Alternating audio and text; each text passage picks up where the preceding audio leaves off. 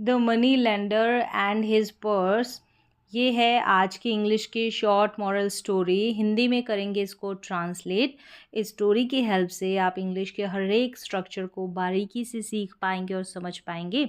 इसके साथ ही साथ जो वर्ड मीनिंग है उनको भी आप यहाँ पर सीखेंगे, प्लस जो ग्रामर का पार्ट है उसको भी कवर करेंगे। तो चलिए स्टार्ट करते हैं। The money lender. Money lender का मतलब होता है, हिंदी में कहें तो साहूकार। ये नाउन है। साहूकार मतलब कि जो पैसे उधार देता है हाई इंटरेस्ट पे। एंड और हिज पर्स यानी इसका पर्स। पर्स मतलब इस मनी लेंडर का बटुआ। क्या है स्टोरी? वंस यानी कि एक बार, अ विलेज मनी लेंडर मतलब एक गांव का मनी लेंडर साहूकार लॉस्ट। ये जो लॉस्ट है ये लूज से निकल कर आया, मतलब लूज इसकी फर्स्ट फॉर्म है, लॉस्ट सेकंड फॉर्म है और थर्ड फॉर्म भी lost. Lose, lost, lost. Lose का मतलब होता है खो देना या खोना, तो यहाँ पर लॉस्ट है खो दिया, तो खो दिया सेकंड फॉर्म है। हिज पर्स यानी कि एक गांव के मनी लेंडर ने, साहूकार ने अपना पर्स खो दिया। ही अनाउंस्ड, उसने अनाउंस्ड, ये अनाउंस्ड और लॉस्ट सेकंड फॉर्म ही है, सिंपल पास्ट का एफर्मेटिव सेंटेंस ही है। घोषणा की अ रिवॉर्ड यानी कि एक इनाम की, ऑफ 100 रुपीज़ यानी कि 100 रुपये, 100 रुपये के रिवॉर्ड की घोषणा की। टू, अब टू का यूज़ हुआ है, कोई भी चीज़ रिसीव करता है, इस टू प्रपोजिशन का यूज़ होता है जब रिसीव करता है तब होता है। और टू के साथ अगर वर्ब की फर्स्ट फॉर्म का यूज़ होता है तो इन्फिनेटिव हो जाता है। यहाँ पर टू प्रपोजिशन है रिसीव करने के सेंस में। डायरेक्शन के लिए भी यूज़ होता है, गो के साथ गो टू बॉम्बे या इस तरीके से। तो टू द पर्सन यानी कि उसको वो रिवॉर्ड देगा। हु यानी जो, जो अब यहाँ पर ये जो है फाइंड की सेकंड फॉर्म है फाउंड। ढूंढना, पता लगाना, मिलना, पाना, तो जो पाएगा यानी जो पाएगा इसे, इट एंड रिटर्न, जिसने पाया और जिसने लौटाया, इट इसे टू हिम यानी उसको, तो वो उसे 100 रुपीज़ रिवॉर्ड के लिए देगा, इनाम के लिए। तो यहाँ पर फाउंड हो गया, रिटर्न हो गया, ये वर्ब की सेकंड फॉर्म है। फाइंड के बहुत सारे मतलब होते हैं, ये सेकंड फॉर्म है। फाइंड का मतलब जैसे पाना, हासिल करना, पता चलना, पता करना, पता लगना, ढूंढना, महसूस होना, ये सारे इसके मतलब है। फिर आगे देखिए रिटर्न, यहाँ पर वर्ब की सेकंड फॉर्म है। A poor farmer found it यानी कि खोज लिया, ढूंढ लिया। इट यानी कि पर्स को, मिला, इस तरीके से भी कह सकते हैं। किसको? एक गरीब आदमी को। यहाँ पर फार्मर मतलब किसान हो गया, एक गरीब किसान को, तो फार्मर यहाँ पर किसान हो गया, ये नाउन है। नाउन से पहले कैसा है ये फार्मर? गरीब है, तो पुअर ये विशेषण हो गया, एडजेक्टिव हो गया। आगे देखिए इट कंटेन्ड, अब सभी अभी सेकंड फॉर्म ही आ रही है यहाँ पर, तो कंटेन से कंटेन्ड बना है। कंटेन का मतलब होता है इंक्लूड होना, किसी चीज़ के अंदर होना, तो उसके अंदर क्या थे? 1000 रुपीज़ यानी इट कंटेन्ड 1000 रुपीज़ यानी कि उसके अंदर 1000 रुपये थे। तो यहाँ पर contain second form. The farmer was poor, अब जो फार्मर था, किसान था, वो क्या था? पुअर था, गरीब था। अब यहाँ पर वॉज का इस्तेमाल किया है, सिंपल पास्ट का वाक्य है विदाउट एक्शन वाला। जब हम वॉज वर्ड के बाद में एडजेक्टिव का यूज़ करते हैं, नाउन का यूज़ करते हैं, तो फार्मर कैसा था? पुअर था, गरीब था, तो ये एडजेक्टिव है, विशेषण। अब ये बट कंजंक्शन का यूज़ हुआ है, बट लेकिन। अब ये जो बट यहाँ पर यूज़ हुआ है कंट्रास्ट को दिखा रहा है, ठीक है। कंट्रास्ट को कैसे? एक तो पॉजिटिव बात होगी, जैसे ये नेगेटिव है, गरीब था, ठीक है। अब दूसरी उसमें क्या था? ऑनेस्ट था वो, तो ये पॉजिटिव बात है, तो कंट्रास्ट हो जाता है, विरोधाभास वाला सेंस आता है। मतलब एट द सेम टाइम यानी कि एट द सेम टाइम मतलब एक ही समय में, एक ही समय पर। ही वॉज यानी वह था एन ऑनेस्ट मैन, मैन यानी व्यक्ति, कैसा व्यक्ति? ऑनेस्ट, ऑनेस्ट का मतलब ईमानदार। तो यहाँ पर मैन की विशेषता बताई जा रही है, ऑनेस्ट था, तो ये विशेषण है, एडजेक्टिव है। एन यहाँ पर आर्टिकल है, ऑनेस्ट, ओ से साउंड आ रहा है ऑनेस्ट का, इसलिए एन आर्टिकल का यूज़ हुआ है। तो इस तरीके से देखिए यहाँ पर वॉज का यूज़ हुआ है, यहाँ पर भी वॉज का यूज़ हुआ है। अगर सिंगुलर सब्जेक्ट होता है तो वॉज का यूज़ होता है। अब यहाँ पर ये जो वॉज दोनों तरफ आ रही है, इसको हम हेल्पिंग वर्ब या ऐसे नहीं बोलेंगे। अगर हेल्पिंग वर्ब होती तो इसके आगे मेन वर्ब होती, इसके आगे तो मेन वर्ब है नहीं, तो ये लिंकिंग वर्ब कहलाती है। विदाउट एक्शन वाले सेंटेंसेस ये बनाती है। ही वेंट, यानी वह गया, गो की सेकंड फॉर्म है टू द मनी लेंडर। अब किसके पास गया, डायरेक्शन को टू प्रपोजिशन यहाँ पर इंडिकेट कर रहा है। तो मनी लेंडर के पास, साहूकार के पास गया एंड रिटर्न्ड, लौटाया द पर्स टू हिम, यानी उसे वो पर्स लौटाया मनी लेंडर को। आगे देखिए, द मनी लेंडर ओपनड यानी खोला। तो यहाँ पर अभी तक सेकेंड फॉर्म ही आ रही या फिर वॉज का इस्तेमाल हुआ विदाउट एक्शन वाले सेंटेंसेस में, सिंपल पास्ट के ही वाक्य चल रहे हैं। द मनी लेंडर ओपनड, खोला, द पर्स उस पर्स को, एंड काउंटेड गिना, ठीक है, काउंट से counted second form, the money in it यानी जो इसमें थी, इट यहाँ पर पर्स के लिए आया है। इट वॉज 1000 रुपीज़, तो क्या था, 1000 रुपये थे। तो यहाँ पर इट का कोई मीनिंग नहीं निकलेगा। इस सेंटेंस को कंप्लीट करने के लिए इट का यूज़ हुआ है। ये इट जो है एज अ सब्जेक्ट, जैसे हम देयर का यूज़ करते हैं सेम वैसे ही इट का यूज़ करते हैं। तो यहाँ पर विदाउट इट के ये सेंटेंस कंप्लीट करना पॉसिबल नहीं था। नॉन लिविंग थिंग्स के लिए यहाँ पर इट आया है। फिर आगे देखें, देन फिर he said to the farmer, then फिर उसने फार्मर को कहा या बोला, क्या बोला, इन्वर्टेड कॉमा के अंदर है, सैड यहाँ पर सेकेंड फॉर्म है। You are a smart fellow, तुम क्या हो, स्मार्ट फेलो हो। यहाँ पर आर का यूज़ हुआ है, जैसे वॉज का इस्तेमाल हुआ था अभी पहले। अब ये जो आर का यूज़ हुआ है विदाउट एक्शन वाले सेंटेंसेस में हुआ है। सिंपल प्रेजेंट यानी कि प्रेजेंट इंडेफिनिट टेंस का विदाउट एक्शन वाला सेंटेंस है। अब इसके बाद में एडजेक्टिव का यूज़ या प्रोनाउन का यूज़ इस तरीके से होगा। तो फैलो का मतलब होता है मैन हो गया या बॉय हो गया, आदमी, लड़का, साथी, संगी, उसको बोलते हैं फैलो। फैलो कैसा था, स्मार्ट। स्मार्ट का मतलब क्लेवर, बुद्धिमान, चालाक, इस तरीके से। तो फैलो की विशेषता बताई जा रही है। स्मार्ट तो ये विशेषण है, एडजेक्टिव है।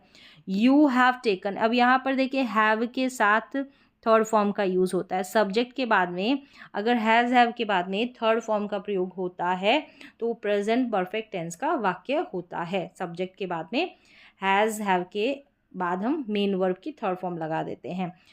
अब टेक का मतलब लेना, तो तुमने कोई काम कर लिया है इस सेंस में, तो तुमने ले लिया है योर रिवॉर्ड यानी तुम्हारा इनाम बिफोर हैंड। बिफोर हैंड का मतलब है पहले ही। द फार्मर एंग्रीली आस्क्ड, अब आस्क्ड का मतलब पूछा, सेकेंड फॉर्म ही है आस्क्ड।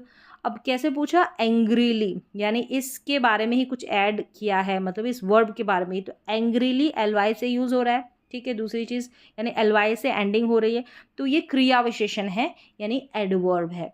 फार्मर ने गुस्से से पूछा, what do you mean, what do you mean, कि तुम्हारा क्या मतलब है।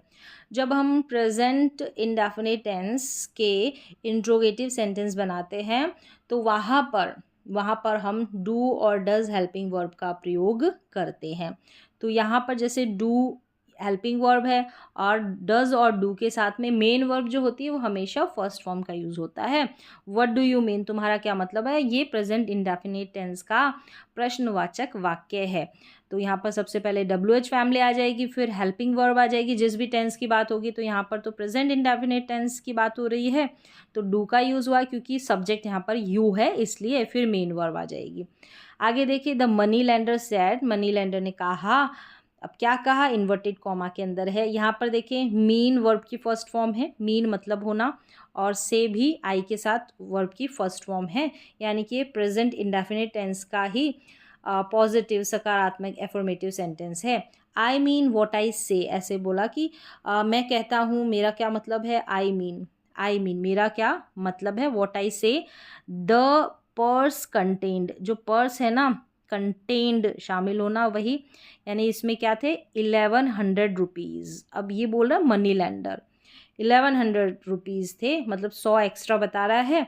But now there are 1000 rupees in it, लेकिन अभी कितने हैं इसमें 1000 रुपीज़ इन इट, ये बट नाउ देयर यानी कि 100 रुपये इसमें से गायब है, लेकिन अब इसमें 1000 रुपीज़ ही है। तो यहाँ पर देखिए ये जो आर है, आर का यूज़ हुआ है सिंपल प्रेजेंट टेंस का वाक्य विदाउट एक्शन वाला। दिस मीन यानी इसका मतलब है that you have, this means, अब यहाँ पर मीन्स का यूज़ हुआ है, प्रेजेंट इंडेफिनिट टेंस बोले या सिंपल प्रेजेंट टेंस का ही वाक्य है कि यू हैव, कि तुमने, हैव के बाद में यहाँ पर टेकन जो है और ऑलरेडी यानी पहले से ही तुमने ले लिए हैं, टेकन थर्ड फॉर्म है। तो ये प्रेजेंट का परफेक्ट टेंस का स्ट्रक्चर है। सब्जेक्ट के बाद में हैज़ हैव के साथ वर्ब की थर्ड फॉर्म का प्रयोग होना। The reward money from the purse, यानी कि फ्रॉम द पर्स यानी पर्स से जो रिवॉर्ड मनी है, इनाम वाले जो पैसे हैं वो ले लिए हैं पहले से ही। द फार्मर सैड, जो फार्मर है उसने कहा आई हैव नॉट टेकन। अब ये नेगेटिव सेंटेंस जब बनाते हैं प्रेजेंट परफेक्ट टेंस के, तो हैज़ हैव के बाद में हमको नॉट लगाना पड़ता है। फिर यहाँ पर ध्यान रखें मेन वर्ब का प्रयोग होता है। हैज़ हैव के बाद में नॉट, फिर उसके बाद में वर्ब की थर्ड फॉर्म। मैंने नहीं लिए हैं एनी मनी, यानी कोई पैसे मैंने नहीं लिए हैं फ्रॉम द पर्स, पर्स से।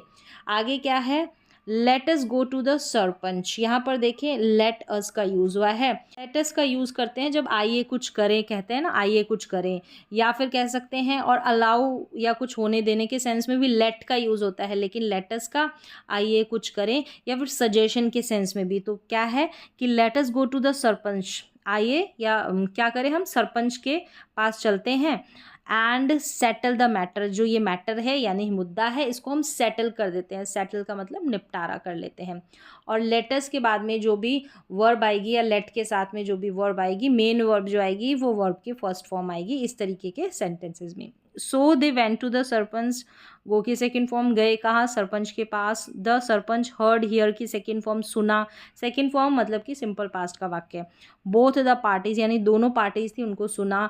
ही फेल्ट, फील से फेल्ट बना है, तो फील का मतलब क्या होता है, सेकेंड फॉर्म है फील की, फेल्ट अनुभव करना, मानना, महसूस करना। तो उसे लगा ज़रूर, उसे क्या लगा कि पक्का ज़रूर दैट द मनी लैंडर जो है ना वॉज डिसऑनेस्ट, यानी कि बेईमान था। उसे ऐसा लगा कि वो बेईमान था।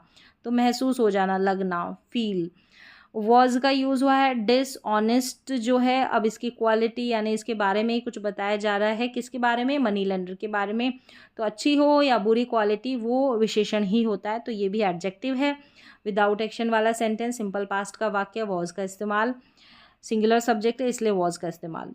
He asked the money lender, उसने पूछा किसे, सरपंच ने मनी लेंडर से, साहूकार से। अब ये जो है क्वेश्चन मार्क लगा है, आर से शुरू हो रहा है, प्रश्नवाचक वाक्य है, ठीक है, इंट्रोगेटिव सेंटेंस है। अगर इज एम आर स्टार्टिंग में आ जाते हैं तो हेल्पिंग वर्ब वाले ये सेंटेंस है। जब हेल्पिंग वर्ब से शुरू होते हैं तो क्या से अनुवाद होगा, जैसे ट्रांसलेशन करेंगे हम। आर यू श्योर, क्या तुम्हें पक्का विश्वास है। आर यू श्योर दैट कि योर पर्स कंटेन्ड, क्या कि तुम्हारे पर्स में कंटेन्ड यानी थे, उसके अंदर थे 1100 रुपीज़ की, 1100 रुपीज़ कि तुम पक्का हो, श्योर हो। तो आगे क्या है, द मनी लैंडर सैड यानी कहा, क्या कहा, yes sir the sarpanch sad, sarpanch ने कहा, उसने मनी लेंडर ने हाँ बोला तो सरपंच ने क्या बोला, देन फिर the purse is not yours, फिर तो क्या है ये पर्स तुम्हारा नहीं है।